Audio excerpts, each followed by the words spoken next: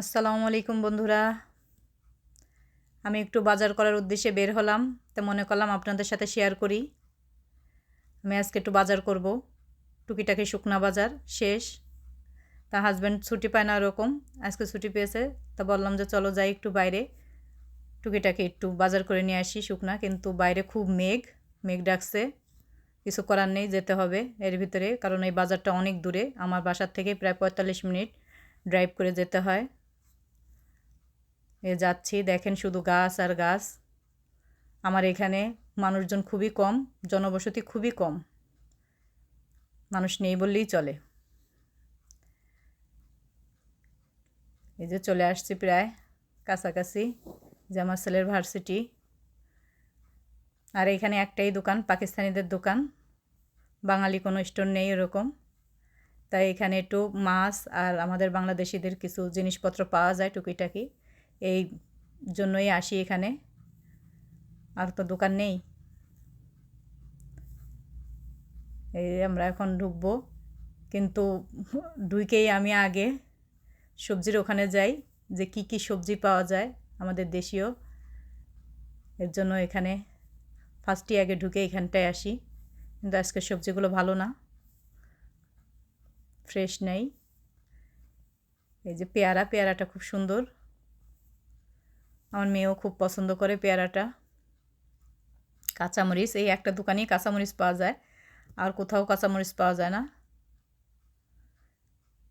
রুটি, বিভিন্ন ধরনের রুটি আছে, আপনি যে যে রকম চান সব রকমের রুটি পাওয়া যায়। রুটি, পরোটা, নান সবই পাওয়া যায় এখানে। চাল, পোলাও চালটাও পাওয়া যায়, কিন্তু অনেক দাম। এখানে মাছ, শুটকি মাছ, ছোটো মাছ, এই মাছগুলো অনেক আগের থেকে এনে রাখে, কিছু করার নাই, এটাই আমাদের নিয়ে খেতে হয়। আর যদি মাছ আনতে যাওয়া লাগে বা ফ্রেশ কোনো জিনিস আনতে হলে অনেক দূরে আমাদের যেতে হয়, 3-3.5 ঘন্টার রাস্তা। কিছু করার নেই, এর জন্য এখান থেকে নিই আমরা। এই যে সব ফ্রোজেন খাবার এখানে, মাছ, মাংস।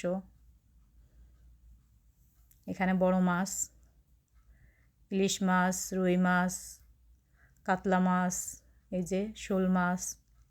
এখানে বড় বড় মাছগুলা, এই মাছগুলো আবার এখান থেকেই কেটে নেওয়া হয়। এই পাউন্ড হিসাবে, মানে কাটার যে মজুরিটা ওটা রাখে ওরা। শোল মাছটা অনেক সুন্দর মনে হচ্ছে। ইলিশ মাছ, ইলিশ মাছ আমার ঘরে আছে, আজকে আর ইলিশ মাছ নিব না। এখানে সব ধরনের মশলা, আমাদের বাংলাদেশিদের মশলা খুব কমই থাকে, ইন্ডিয়ান পাকিস্তানিই বেশি। সব শুকনো জিনিস। বাইরে প্রচুর মেঘ ডাকতেছে, হাজব্যান্ড বলতেছে না চলো যাই, যা বাজার করছো ওইটুকু নিয়ে চলো, আর নিতে হবে না। বের হয়ে পড়লাম এর জন্য আজকে, আর নিলাম না। এই যে বের হয়ে পড়ছি, বাসায় যেয়ে দেখাবো কি কি বাজার করলাম আমি আজকে।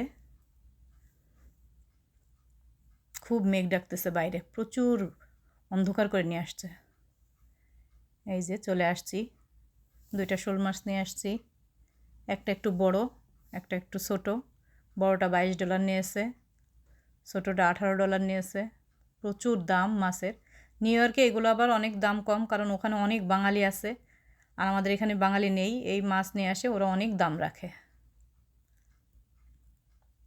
কিছুই করার নেই। যে পেয়ারা আর সব কিছুই পাউন্ড হিসাবে এখানে বিক্রি হয়। এই যে এই পেয়ারা দুইটাও আমি এনেছি, $10 নিয়েছে এই পেয়ারা দুইটা। কি দাম তাহলে চিন্তা করেন। কাঁচামরিচ, আম। আমি আবার আমার বাচ্চাদের আমাদের দেশীয় ফল, দেশীয় সব জিনিসের মানে দেখলে এগুলো কিনে নিয়ে আসি, ওদের এনে দিই আর বলি এগুলো এটা আম, এইটা ওইটা, এভাবে ওদের চেনায় রাখি, কারণ ওরা ভুলে যাবে না হলে। আস্তে আস্তে সব আমাদের বাংলাদেশি সব জিনিসপত্রের নাম বা খেতেও ভুলে যাবে, এর জন্য আমি সব ওদের এনে খাওয়াই।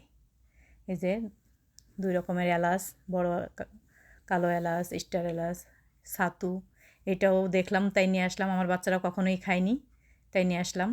ওরা বলতেছে এটা কী, বিট লবণ।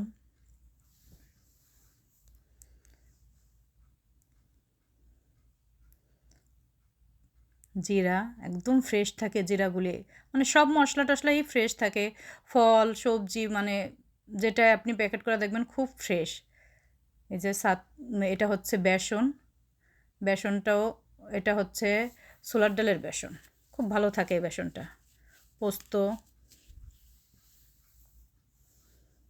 কিন্তু সব কিছুর অনেক দাম। এখানে যেরকম ইনকাম সেরকমই ব্যয়। মানে মানুষ তো মনে করে ওরে বাবা আমেরিকা খালি টাকা আর টাকা। যেমন আপনি ইনকাম করবেন সরকারের সেরকম ট্যাক্সও দেবেন। কেক বিস্কিট আমার বাচ্চারা খুব পছন্দ করে, ওই একটা দোকানেই পাওয়া যায় এটা, তাছাড়া পাওয়া যায় না। 2 রকমের লাচ্চা সেমাই এনেছি।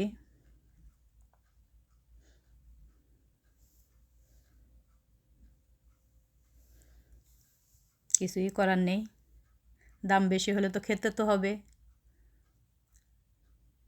আর আমাদের বাঙালিরা বাঙালি জিনিস দেখলে তো আমাদের যতই হোক লোভ লাগে। আমেরিকায় থাকেও কিন্তু আমাদের বাংলাদেশের জিনিস পাই না বলে দেখলেই আমরা ওগুলো কিনে নিয়ে আসি। টমেটো, ফলগুলো এত ফ্রেশ থাকে আর এত মিষ্টি, এখানের ফলগুলি প্রচুর মিষ্টি থাকে। যে মিষ্টি কুমড়া, এটা হচ্ছে আমেরিকান মিষ্টি কুমড়া, এটা বলে বাটারনাট, প্রচুর মিষ্টি এই মিষ্টি কুমড়াটাও। মনে করলাম যে আপনাদের সাথে একটু শেয়ার করি কী কী বাজার করলাম। এই যে কচুরমুখী, এই কচুরমুখী দিয়েই আমার বাইরে যে আমার ইউটিউব চ্যানেলে কচু গাছগুলো দেখেন সেই গাছ লাগানো। এই যে ঘি, মাঝে মধ্যে ঘি না পাওয়া গেলে এই যে বাটার দিয়ে আমি ঘিটা বানিয়ে নিই। টুকিটাকি আরও কয়েকটা বাজার আছে, এই দেখেন এই বাজার কটা আমার $200 উপরে। তাহলে চিন্তা করেন কি পরিমাণ দাম। একটা ফেয়ার অ্যান্ড লাভলি এনেছি, এটা পাকিস্তানি দোকানে গেলেই আমি নিয়ে আসি, Pakistani fair and lovely. Bangali fair and lovely দেখেই নিয়ে আসছি। এটা কেমন হলো আমারা জানাবেন।